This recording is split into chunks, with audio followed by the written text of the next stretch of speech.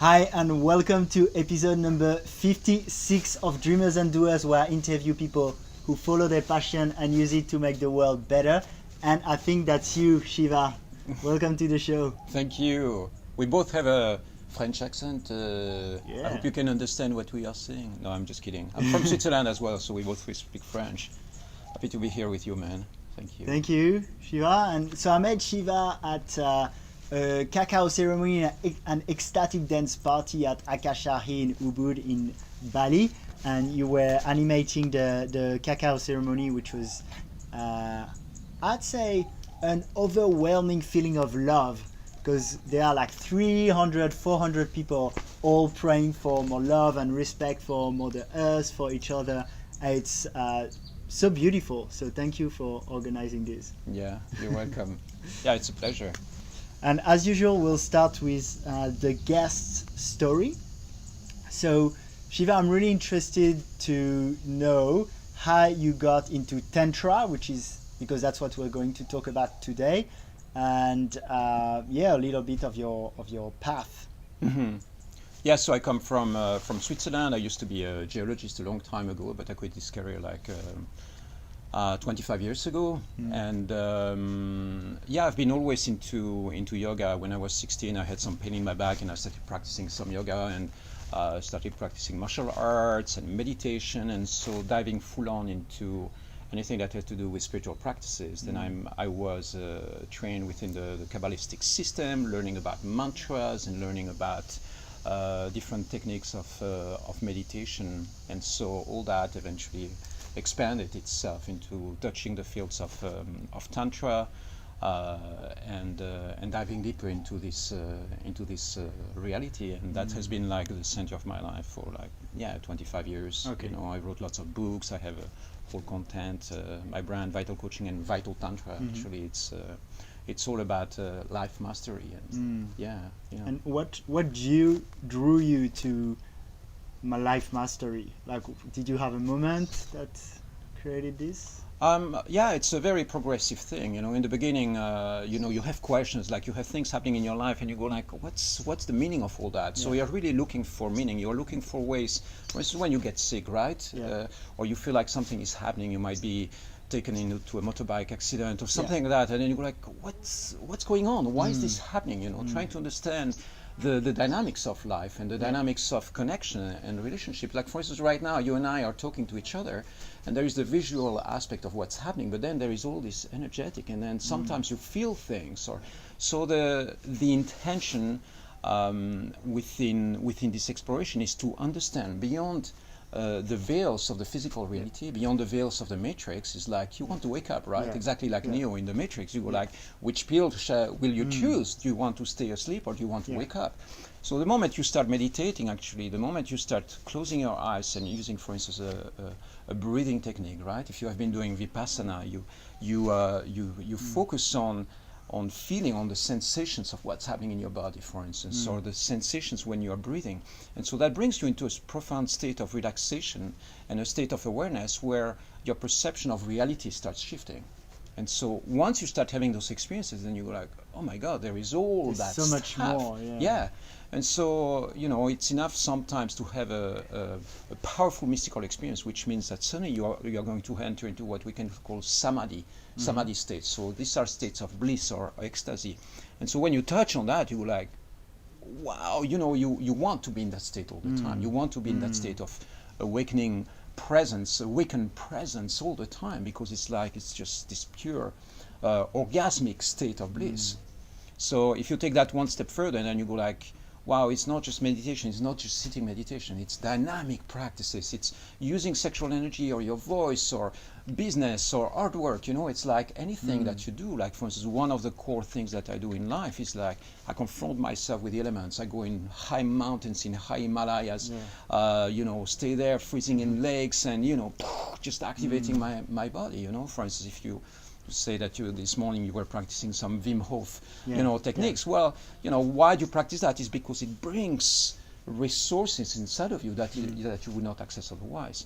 So you can do that from a place which is personal development, really stay within the four-dimensional state, or you can really access a mystical state. So when you access the mystical state, you consciously work with the force of the invisible. You consciously start being like calling in with devotion, forces that are much greater than ourselves, or that are part of ourselves. But the thing is that it's not just this personality, it's not just you with your physical body and your mind and your emotions. It's like beyond that, beyond the field of your personality, you've got your soul, you've got your spirit, you've got all this stuff, and we are just perceiving a tiny little fraction of that reality. And that's why I feel drawn to Tantra for that reason, is that I became more spiritual. I'm drawn to that spirituality. But I feel sometimes, here in Ubud, you'll see people who are very spiritual, but then are not very grounded in a physical realm. And I find that Tantra is probably one of the philosophies that resonates the most for me, because it's both spiritual and, as you said, it's grounded into business and sex and everyday life. And so you have the two, like this podcast called Dreamers and Doers, right? Yeah, I like to combine fantastic. the two. So that's what drew me a bit to Tantra. But now I feel like, it's a bit like yoga. That's the kind of words, everyone has their own definition, and many things come under the Tantra umbrella. So to give clarity to the listener, starting with myself, what is Tantra? So, everybody will give you a different definition. You can define, look at what we would call classical Tantra, right? So those are the secret scriptures and the practices that were practiced in India for, hundreds of years. And within that context, you go back to what the teachers or the gurus have been teaching. So that happens within the context of lineages. For instance, if you go and you want to learn about classical Tantra, you've got to find a teacher, you've got to find somebody who is going to be your guide, a guru for years, and you are going to receive that teaching. He or she is going to give you very precise directions on what to practice and how to engage into that. So this is the classical Tantra, right? And then you have the field of the Neo-Tantra, which is like taking some aspects of that. Some Westerners go to India, and then they receive some of those teachings, and then they take that back into the West and they interpret it in their own way. And just to go back to the beginning of what you were saying, so Tantra would be as wide as finding like a teacher to help you drive your life. That's that's that wide. Well, yeah, of course. Like the tantric field. When you go back to classical Tantra, this is the way the teachings were transmitted. It's like so it's instead like of education almost. Well, the path of guru disciple that you have in India, right? With all the spiritual traditions. For instance, when you go and you learn classical music in India, you've got to find a teacher who is going to be transmitting that energy to you. The same with yoga. The same with with dance, for instance, with classical dance. So the idea of guru disciple is always very present in the field, and it's the case for classical Tantra. And so now we go back to the West, to the Neo-Tantra. It's like that stream of energy goes and interprets itself within the Western world, within the reality of the Western world. It gets actualized. Instead of going like, we are going to spend years or hours studying the scriptures, instead of studying the scriptures, then you go like, what does the world need right now within that, instead of going and spending years learning the subtleties of the Sanskrit language and how to interpret the text. What did the ancient seers and wise men meant by what they tried to write and interpret? You go like, no, I'm having an experience. How can the field of Tantra be embodied in that space? So, those two interpretations are like two parallel ways, So now I'm just going to share with you my experience, of what happened to me. So years back, I went into diving really, really deep into like shadow fields, right? Shadow fields means that you let go of the matrix, and I went to live in nature, and I went back into being really like into the wild. I was using music, I was using different things. Within that space, I started connecting with an energy. So this is an experience. And then within that experience, then the energy of a master that is called Mahavatar Babaji, right? So Mahavatar Babaji is a master that is said to have been in the same body in the same incarnation for like 800 years. So I didn't meet him physically, but he's a figure, an avatar figure in the consciousness of the planet, in the collective. And I believe that this energy, became really real to me. The moment I saw a picture of that being, which was just a drawing or a design or a painting, I was like, oh my God, that's my teacher, that's my guru, that's the energy that I'm supposed to be following.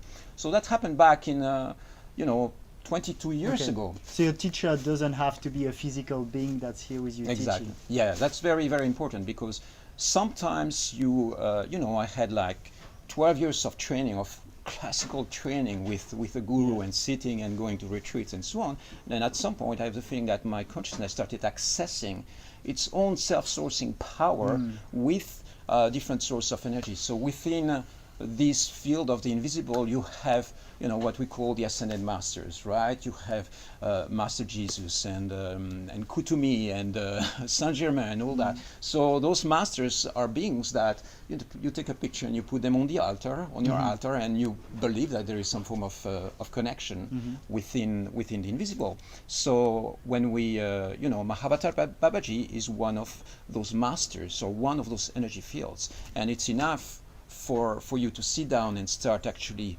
connecting with the energy through using maybe a mantra or meditating on a picture, to start actually drawing into your field that a very specific frequency that is the lineage. So for me, this master or this field represents the ultimate yogi, or the ultimate tantrika.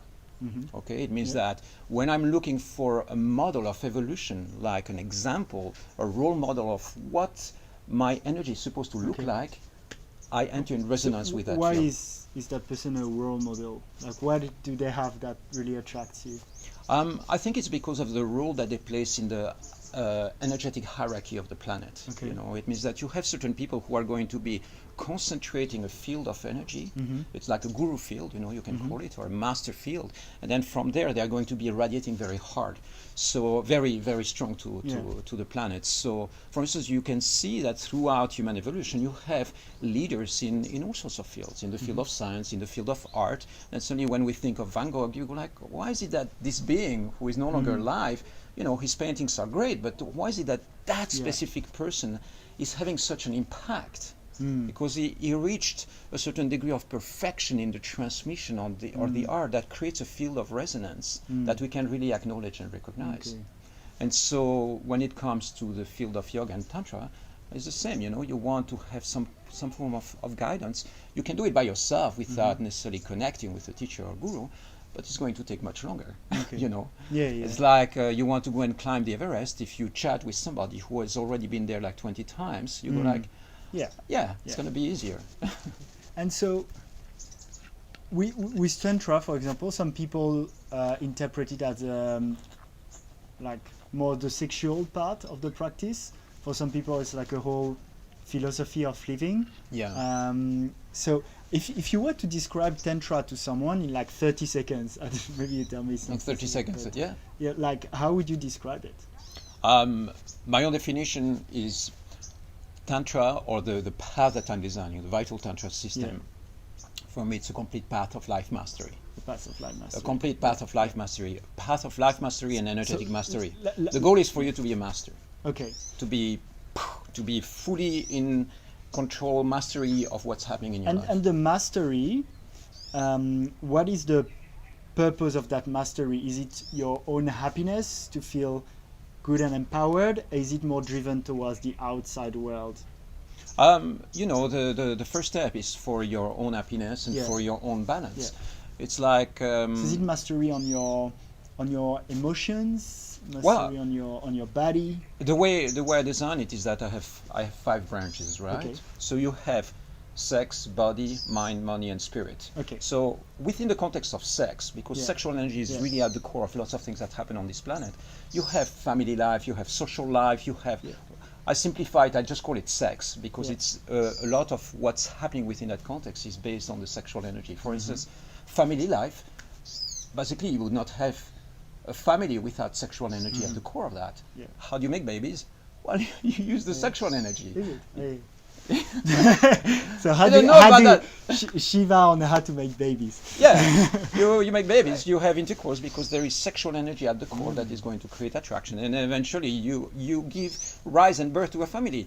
So the family life, that is at the core of many people's lives, you know, it's like you want to dedicate your life to your family, to your children, to your wife or your husband.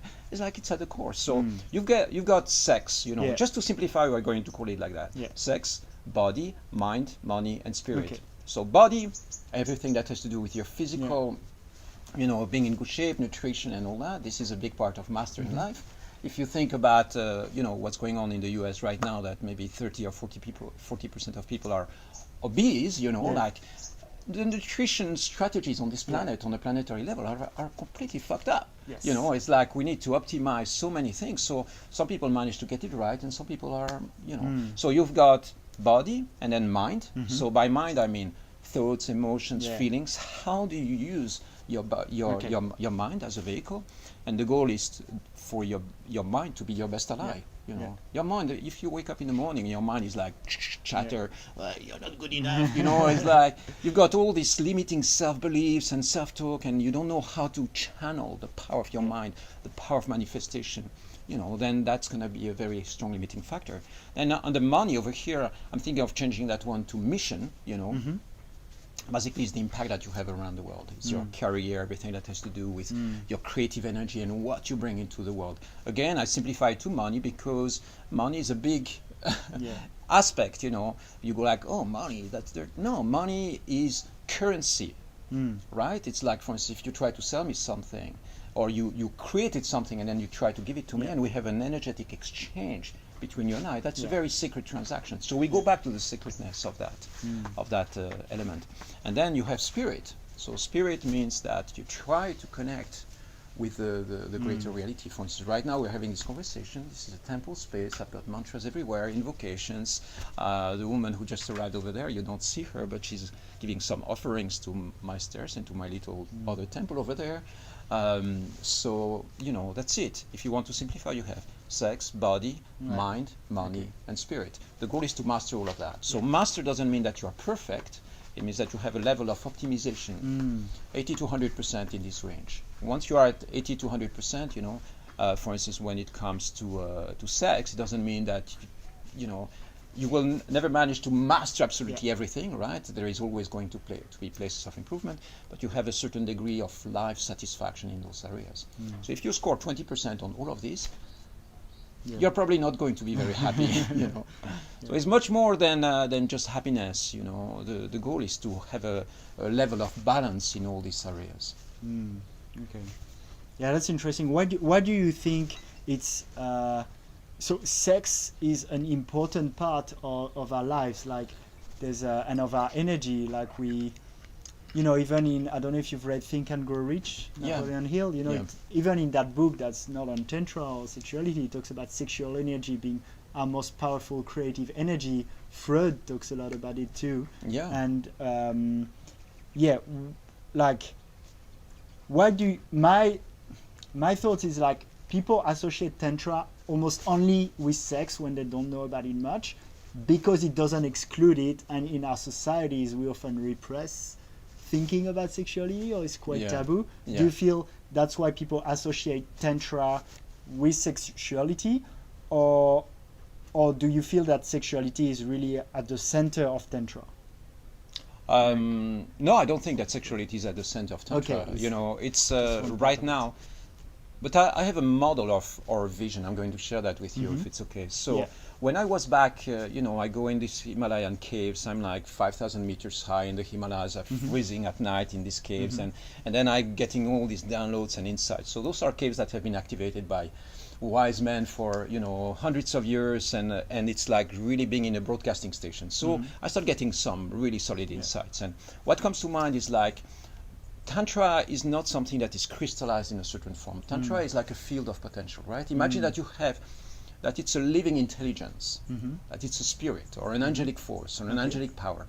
So imagine that this thing or this being is sitting there on the top of the Himalayas, you know, like a sphere of potential, and it's right there over us right now. So this field of potential is going to incarnate itself, and as a compassionate energy is going to circulate and go and heal the places that need the most healing. So when that energy incarnates itself 500 years ago with some teachers or gurus, masters in India, it's going to take a certain form. They are going to, through the filter of their experience, they are going to transmit that in the form of teachings. So imagine that you have this energy touching you, and then through the filter of your mind, through the filter of your experience, through the filter of what you are, your culture, you are going to interpret that energy and then create a teaching out of that. You know, you go like, oh, here's what I'm feeling. So those thoughts are not present over there. You create the thoughts, you create the mindset. So that sphere of Tantra incarnates itself and creates the classical Tantra. Then, you know, 500 years later, we're here in the Western world, you've got the same sphere inspiring and crystallizing itself and then transmitting itself. And then it creates a different field of energy. So, for instance, my interpretation of what came up when I was in the Himalayas over there, having those experiences, was the field. It became the vital sex idea when it comes to sexual energy is to harmonize your sexual energy and find ways of circulating and using it in a way that is optimized. So the reason why I believe it's touching the West and it's incarnating itself a lot within sexual practices is not because there is something that is wrong or distorted or Westerners are stupid idiots. No, it's like we're all human beings craving for certain experiences, and I believe that the energy of Tantra right now is actually sponsoring, you know, some of those practices. So there is, you know, there is a little bit of a limit there. There are lots of things that are being called Tantra today that I would not call them Tantra, because for me Tantra is a mystical pathway. There is a spiritual dimension to it that is really strong. So when you see it and you simply go like, oh, let's have a sensual experience, for me, well, you know, I would call that conscious sexuality, you know, awakened sexuality, awakened coupling or awakened sex or something like that. I would start calling it Tantra the moment I start diving into having really a mystical experience. The moment, for instance, we look into each other, you know, we put some marks over here, we actually turn your body into a temple. It's like, then suddenly we go like, okay, and now something starts entering into resonance that puts us into 5D. It's no longer personal development. It becomes something else. And then within the context of that, then there is all sorts of things that we can do. Okay, you know. very interesting. So that's that distinction, because sometimes people, I feel, reduce Tantra to conscious sexuality. Well, it's way more than this. Yeah, of course. Yeah. You know, in my system, the sexual part represents 10% of the system. Okay. You know, it's a fraction. It's important because there is a lot of frustration and dissonance in that field. You know, and it's something that we go like, as human race, we don't score very high in terms of sexual mastery. As a human race, you know, we are at 20%. There is lots of, you know, all the porn, there is lots of abuse, there is a lot of trauma, there is, you know, probably 80% of people on this planet feel sexually deprived. You know, they feel like they are not having a sex life which is really fulfilling, to the point where they wake up, oh my God, I had these orgasms and I had such an amazing time and the bonding experience with my lover. No, it's like, you know, probably 50, 60, 70% of couples, they are in marriage, they go, oh, yeah, let's have sex, you know. It's like, it's more like a chore. It can be interesting, you know, it's romantic, there is energies and emotions, but it could be way, way higher. Like right now, honestly, the once you start tapping into the tantric sex practices or the vital sex practices, it's like the potential that you unleash is completely on a completely different level, because you start actually just creating spaciousness around that. Instead of this being focused on the genitals, it becomes like a multi-dimensional experience. And yeah, that's pretty, like, super interesting. And before we started, we talked about, you know, how we can give a direction to this podcast around how Tantra can be kind of useful to the world or contribute to create a better world somehow. I'm also very inspired when you do, so I don't know if it's part of Tantra, but when you do your cacao ceremonies where we're together, and actually I stole that from you. I do those little cacao ceremonies in Sydney now, and I'm like, and shout for what you want for the world, love and abundance. Fantastic.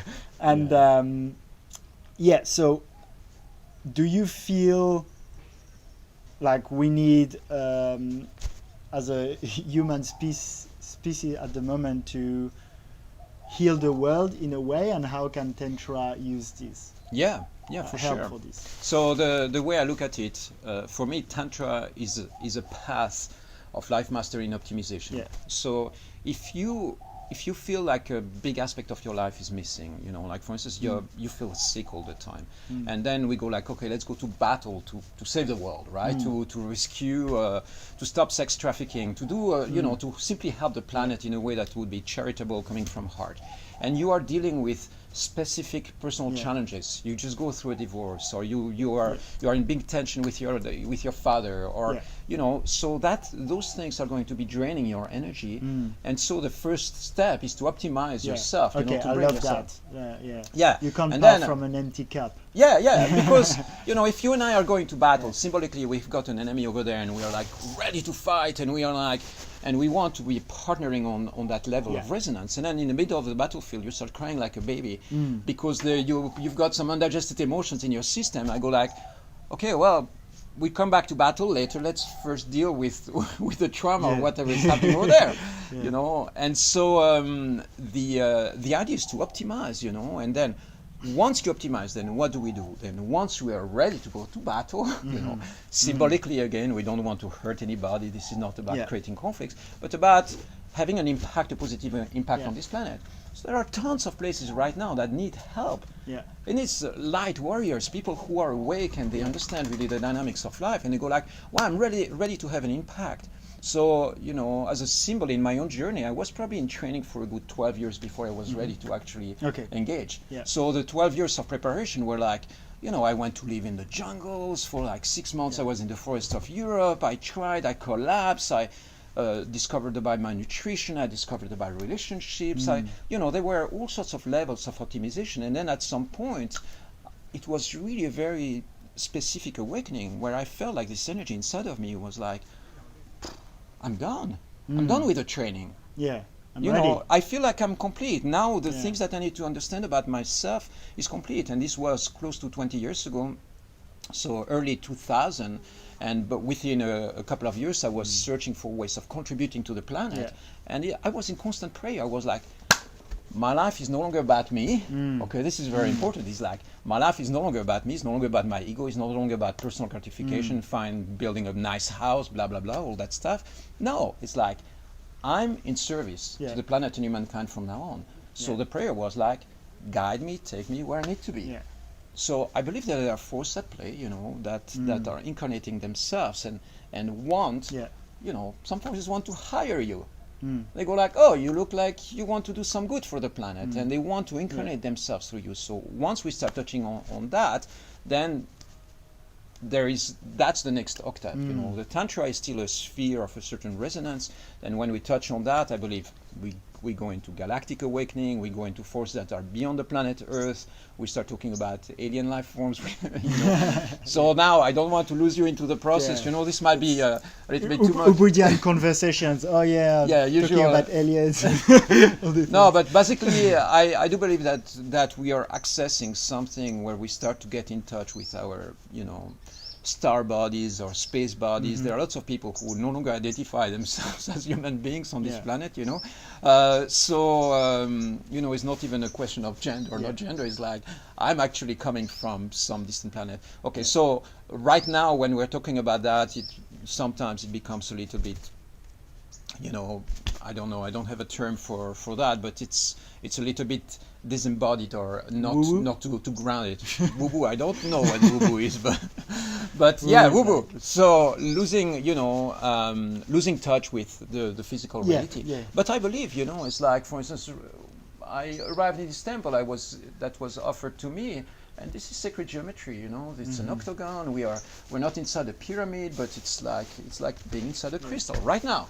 So there are lots of things that we do that we don't understand the meaning of. For instance, right now, okay, this is to keep you grounded. This sign is to create a stargate, actually. You didn't know about that. This is the sign of Shiva, so this is the Trishula on your forehead. Another one. So just for the listeners, we have a bit of painting on our face and body. Yeah, exactly.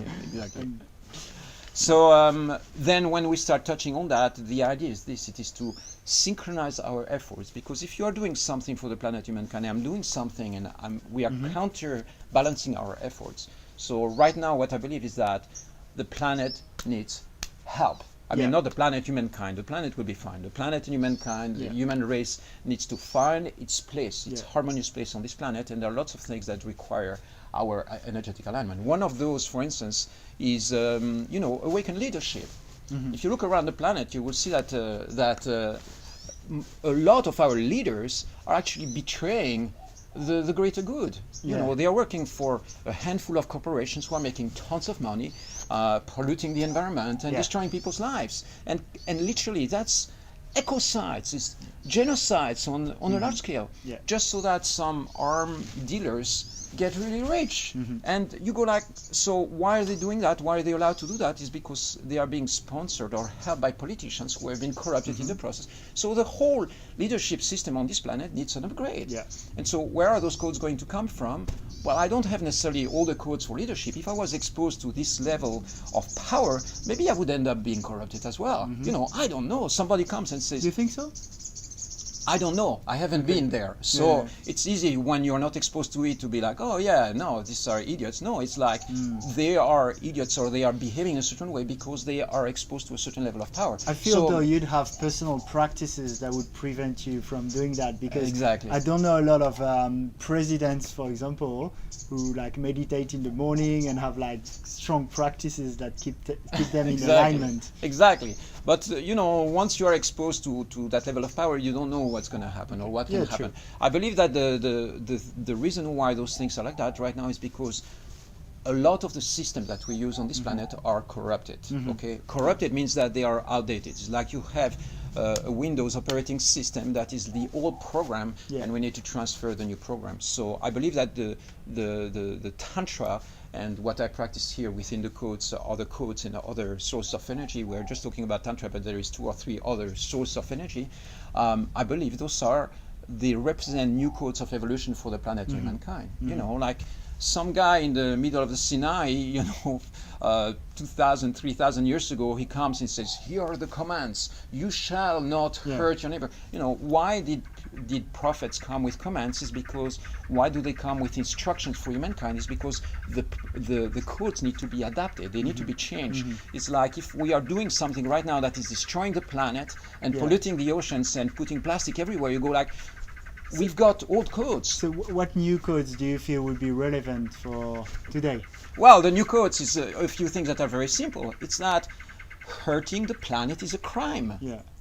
Hurting the planet is a crime. How come if I have a dog right now and I take the dog and I chop his throat, I'm going to go to jail. I do that to a pig, I don't go to jail. You know, it's crazy. Or you have some politician, you know, what's happening right now with the fires in Amazon, right? Stimulating the burning of thousands of species and animals being... How come that's not seen as a crime? It is a crime against humankind and against... so adapting the systems. These are the things that should be really punished. It's ecocide. What kind of systems? Will it be some global governments or... Well, how we implement it is a different thing. But right now we are talking, we are panicking, you know, and we go like, oh my God, all these fires, let's sponsor some NGO, let's, you know, it's like, no, there is a misunderstanding in the fundamentals of the corporations and the people who are in power. So you go like, what do we need to solve that? I don't have the final solution, but I know that it starts with one place. It's like shifting the values really intensely. Like when you practice, for instance, heart opening practices, right? You go like, Rajaya, you know, the way we sing them, right? You practice those heart opening, it becomes really, really hard to hurt nature. It's like my hands are not moving. That's where I feel like, because we can talk about systems of governance, and of course that's important, but that's where I love it too with Tantra. Is like, if you raise your vibration, you don't need a rule that tells you not to do something. Exactly. You just naturally don't want to do it. You know? Exactly. Like for me now, I'm walking on the beach, and if there's a piece of plastic, I'm like, I feel bad if I don't grab it. That's annoying sometimes.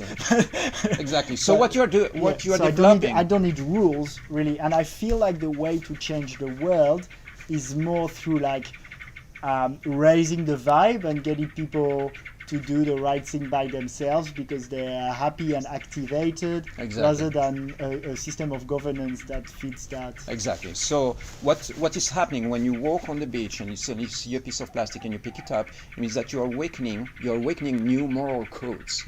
So the new moral codes right now is that there is probably like, I don't know, if we start tuning in, we would identify probably 10 to 20 new moral codes that need to be implemented in the human consciousness as a collective. Again, not from a place of control, but you in a box. No, it's You like, don't want 10 new commandments. well, we can, you know, it's like, Like for a instance, commandment, when you see a piece of plastic on the beach, you take it and put it in the bin. no, but for instance, the 4 agreements, right, which are spread everywhere right now. Well, So 4 agreements by Don Miguel Ruiz. Yeah. Can you share with the listeners which one they are? you know, I don't even know which ones they are, but I know.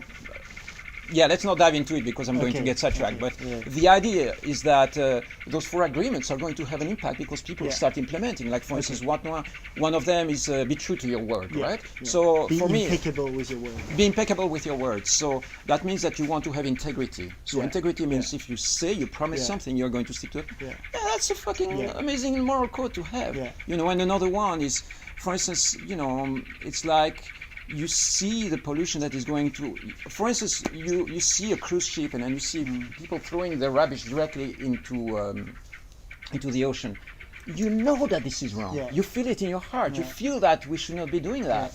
So it's a moral code that needs to be adapted on a large scale. Yeah. So right now, for instance, And it's a code that are less rules. Like if you take the 4 agreements, they're more like things in alignment with yourself. So for example, like always do your best. That's something you check in with yourself. Yeah. And from there, know what's the right action to take, rather than having like rules written in a book for every situation. Yeah, Right? yeah. So that's the new kind of agreement. Yeah. You feel with. Exactly. But for instance, if we check with the listeners, right now, Yeah. and we go like, do you believe that abusing an animal is wrong? Yeah. Like probably 99% of people would be, oh yeah, sure, Yeah. we should stop abusing animals. So once we agree on that, you say, what's a simple way to stop abusing animals? Is stop using animal products. Yeah. Okay, well, what does that mean? It means that the world is going vegan. It's simple truth. It's a very simple thing. And you go like, oh, I'm attached to meat, no. Okay, so there is a moment where there is an hypocrisy that kicks in, you know? It's like, for instance, so it's something that we need to adapt as human race. It's not like, I don't believe that there is evil and bad, or, you know, it's like the people who are loyal to their corporations and to their shareholders, they are doing their job. Yeah. It's just the system is corrupted Yeah. right now.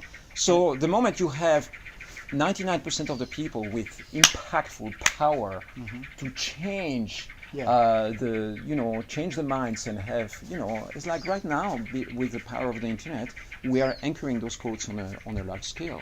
And, you know, internally we know what is right and what is wrong. We know through our moral compass. You've got the compass right there precisely. You know, this is like to make sure that you don't lose track with direction. Well, it's the same for me. All these things, they are like, they are anchor points that guide me into making the right choices every day. And right now, neither you or I are perfect. I'm driving a scooter in town. I wish it was possible to have an electric one, but it's not right now. So I'm still driving a scooter. I'm still flying an airplane every now and then. So I'm as guilty as anybody else. The fact that I'm practicing some meditation practice doesn't make me a better person than anybody else. I've got some things that work for me, and then every now and then I go like, oh, maybe I can help you with that, or maybe we can have an impact on a larger scale and impact the lives of.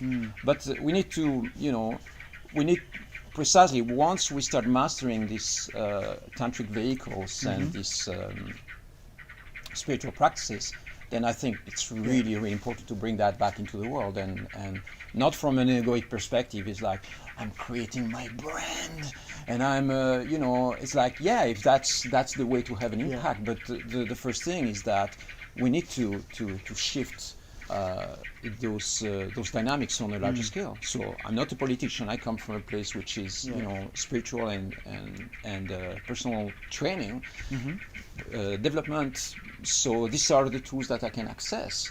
But I've got lots of my friends who might be in the political scene or in the scientific scene. Yeah. And so it's like having an impact on those levels. You know, right now we need to work together. Artists, scientists, politicians, businessmen, people who are into marketing, yeah. And for you personally, what do you think your your task for the world is at the moment? Like, is it pragmatically how through cacao ceremonies, through events, through creative a special vibe here in Bali? Is that how you feel you elevate the vibration of our world? Yeah. What is being offered to me right now is like any form of broadcasting, any way I can impact. Sometimes I'm going to have a conversation with somebody who's just visiting. I was talking with a woman a few years back, and she's, high position in the politics in Boston or New York. So I go like, wow, great. If I can influence you or make you realize certain things, then you are going to impact a lot of people. So sometimes it's just one-on-one conversation with somebody. Sometimes it's a cacao ceremony. Sometimes it's through Instagram stories. The common ground to all of that is, for me, my mission is to speak truth as much as possible. That when I'm speaking, it comes from a place of I'm channeling something that feels the closest to the ultimate reality. That's one thing. Another one is that I want to have an impact. It's like you came to this temple for the first time today, right? I want your life to be changed for everybody's experience. That's my wish. It is that right now I want to be able to look at you and be like, where are the places where you need help, where your system needs help? Pump energetic vitamin pills in your system and fucking blast whatever is holding you back from realizing your mission. So if I can have that kind of impact, right now we don't have a commercial agreement. I don't care. It's not about making money out of you. It's not about that. It's about we need to just radiate that. So on a personal mission is that I want to reach as many people as possible. I want the planet to wake up. My intention. And if this happens within the context of doing a vital ceremony somewhere, like 300, 400 people coming together, if it's at Burning Man, if it's somewhere in the political rooms of some government, or speaking to some head in some corporation, it's like the pathways that are given to me are those pathways. But the good news is that you have thousands and thousands of people who are doing the work that I'm doing around the planet. You're one of them. You wake up. Why are you doing what you're doing? It's because you want to have an impact. I can see that you are not coming from a place of, this is about my ego no, it's like you've got an ego, I've got an ego, but it's not about your own personal gratification. You know that there is a mission behind that. That's an interesting, like a friend of mine, Lucy, she's been on that podcast. She asked me once, like, there was a really good question. What if, your mission succeeded, but like no one gives you credit for it? Like, would you be happy with that? And that's a good question to check in if you're doing things from, Tony Robbins would say, from contribution or from significance. It's like, and I know, for me, I know there's a bit of both. Like, I'd say the most important for me is my contribution, what I help with. But my little ego is not against a bit of recognition for it. Of course.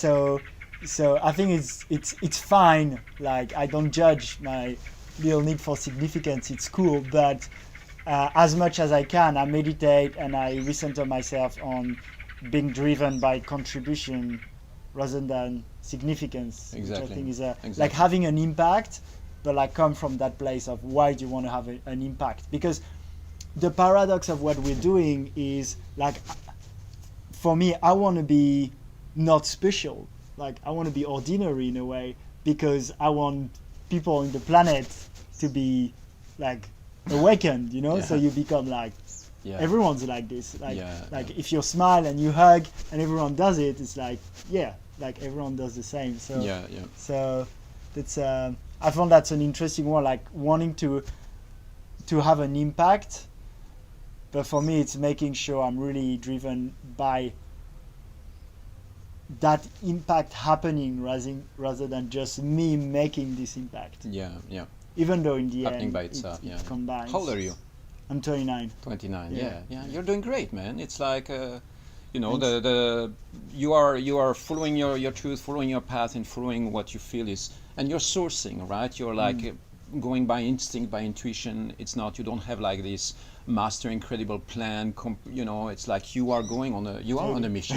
It's very clear and it's very obvious. And what I would say is that for those of you who are listening and who want to get a little bit of direction and impact, what I believe makes the difference is when you are really grounded. You know, we can do lots of things. You can go and have this amazing meditation practice, and you spend 10 days on meditation, and you go back into the world, and your life is in a mess. So it's important to realize first that it's one step at a time in the right direction.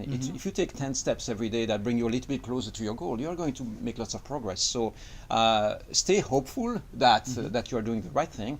There are forces at play that are watching over us. I believe that really strong. So you're not doing that alone. So prayer and calling works really well, you know. And then the next thing is that once you start meditating on these things, journaling and doing the practices, then you are going to have insights for taking action. Okay. So when the insight comes and says, well, you know, try to modify a little bit your relationship with your partner, or do something a little bit different, or change your diet, you know, some aspect of your diet, eat less sugar, you know, things like that. So you're going to get insights. It's very important to take action. If you don't take action, it freezes the process. So when you get insights, you're going to feel the inspiration to take some form of action. And the moment you take that action, it's going to take you out of your comfort zone. Most of the times it's going to be something different. Even changing some minute aspects of your diet can be a challenge for people. So if you go like, okay, I'm going to give up red meat next week, you go like, okay, well, try one step at a time. Try it for a week, try it for a day, see how it feels. And then you go like, okay, well, yeah, I think I can do it for another week, you know. And then you, one step at a time, you will notice that things are evolving. You don't have to rescue the planet, okay? The planet, I think the planet will be fine.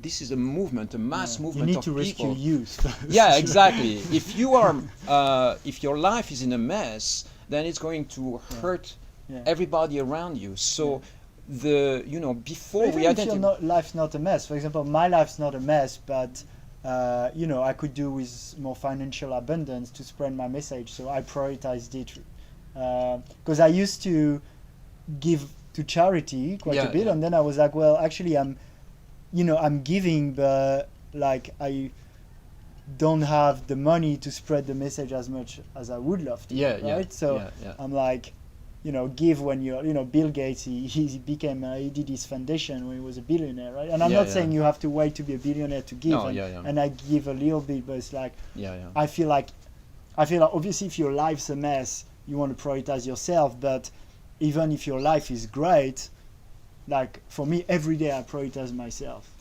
Exactly.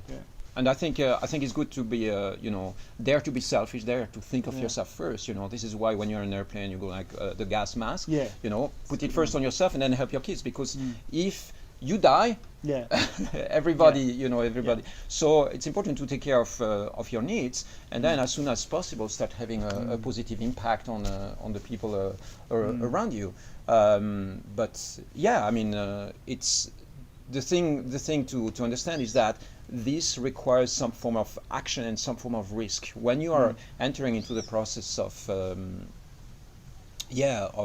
expanding and optimizing your life, you are going to learn or discover how to do things a little bit differently than what you have been doing until now. So you have to be open for change. Change requires energy, it requires investment, it requires focus. If you are out of shape and you go like, okay, I've got to lose 20 pounds, you will have to make some form of effort and take some form of action that will stretch you out of your comfort zone.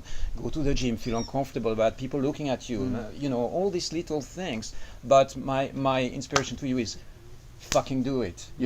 Fucking take steps in the right direction and keep on expanding in that direction. So a call for you, my website is vitalcoaching.com. There is, I've got 10,000 pages of content, 90 books in there, 2,000 pages of video on YouTube. 90% of that is in free access. Just go and enjoy. And on Instagram, I'm Vital Coaching. On Facebook, Vital Coaching as well. Vital Tantra. If you search for Vital Tantra or Vital Coaching, you will find me. Shiva Rajaya as well. And feel free to send questions. Nice, and if any You of those got- questions, I feel like they are material for really having a deep dive, then I will invite you to sign up for coaching. I have some of the what I do pays the bills, you Yeah. know. So it's really when we dive into coaching, it's powerful experiences, and wherever you are around the world, we can do that via Skype and via Facebook Messenger. It's very easy to set it up, or Instagram, but yeah, just reach out, okay? Nice. It's really important that you don't feel isolated in the process. I might be the right person to help you, maybe he will be, maybe other people will be, but the point is that there is help available out there for you to start taking steps in the right direction. Don't isolate yourself. Discover community around you. Having lots of friends and people who are on the same journey as you are really, really helps. Yeah. And keep on searching. Be hopeful. Believe in humankind. Humankind we are on a fantastic journey together. Our family is humankind. Our home is the planet. Boom. You believe that? Yes. Yes. It's like when something is burning in the Amazon, Yes. it's our garden. It's our collective, collective garden. It's our planet, and our family is humankind. You have another human being or another life form getting hurt on this planet.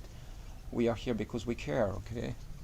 Yeah, I can see you care. Yeah, for It's sure. beautiful. Yeah, this is where all that comes from. Yeah. You know, the desire to film that with you today is because I want every listener to get something out of that is going to, inspire you to take action. Okay. And so, for them to get something very concrete, maybe it's somewhere they can look on your website. But so, if I was a listener and I was like, okay, great, there's something I want to implement right now in my life. Maybe you have an exercise you want to direct them to, something you can look for that's simple. Yeah.